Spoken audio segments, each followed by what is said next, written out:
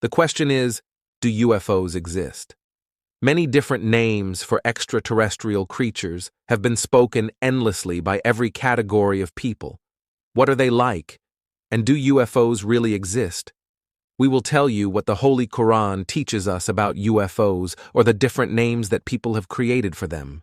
In Islam, the Prophet Muhammad, may God's peace and mercy be upon him, spoke about the creatures that are present in people's lives, and these creatures are the angels and devils who are from the jinn, and besides them, they are only conjectures and creatures from the human mind, especially from non-believers.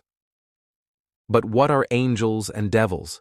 Prophet Muhammad, peace and blessings of God be upon him, has shown that the devil was created from fire, and angels are also created from another element of fire, which is light. So God created the devil from fire and the angels from the light, while man was created from clay, and this is the reason that the devil hates man, because man took his place in the great God. But can we see in them, man and especially unbelievers, are oriented to believe only what they look and touch, and the Prophet has brought us some strong arguments for this, which even science today accepts. Man is a fragile creature, and so is the human eye.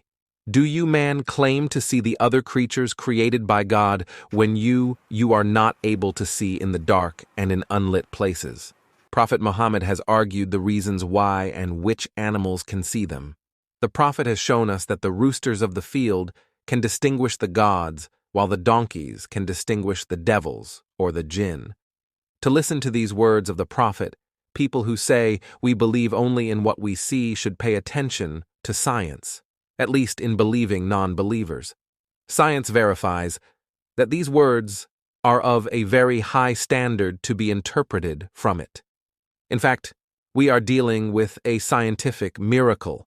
The ability of the human vision system is limited.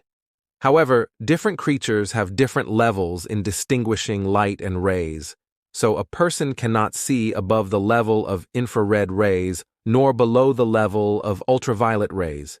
But for turkeys and donkeys, the limit varies. Infrared rays are 527 watts.